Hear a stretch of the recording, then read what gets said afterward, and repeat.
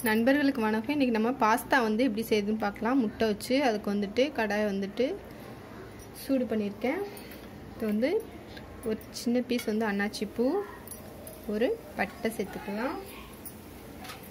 வெங்காயம், ஒரு வெங்காயம், பெரிய வெங்காயம் நீட்டாக கட் பண்ணி குட்டி குட்டியாக கட் பண்ணி வச்சுருக்கேன். இப்போ வந்து இதை வந்து சேர்த்துக்கலாம். காரத்துக்காக 2 பச்சை மிளகா மீடியமாக வச்சு 1 நிமிஷம் வந்து வதக்கலாம். இப்போ இஞ்சி பூண்டு பேஸ்ட் வந்து 1/2 ஸ்பூன் கிட்ட சேர்த்துக்கோங்க. நான் செய்து பார்த்தீங்கன்னா 2 பேருக்கான அளவு. ஒரு தக்காளி, நார்மலான தக்காளியாக ஒரு தக்காளி சேர்த்துக்கலாம்.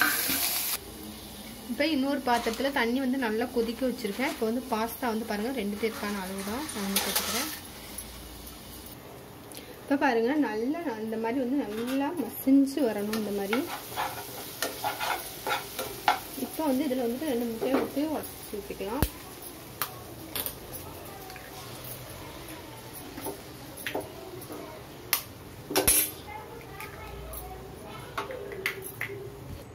முட்டை ஊற்றினோடனே சிம்மில் வந்து வச்சுருங்க.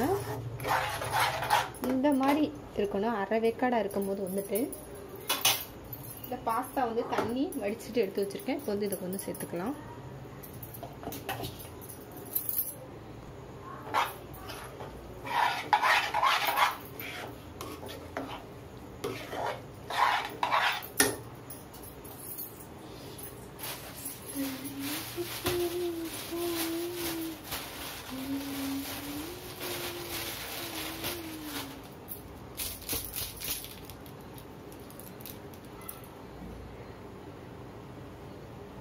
மேகி மசாலா தான் வந்து நான் வந்து சேர்த்துருக்கேன்.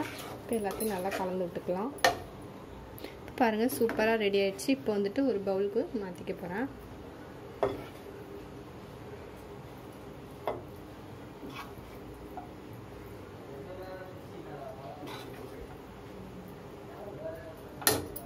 பாருங்கள் அவ்வளோதான், சூப்பராக தயாராகிடுச்சு.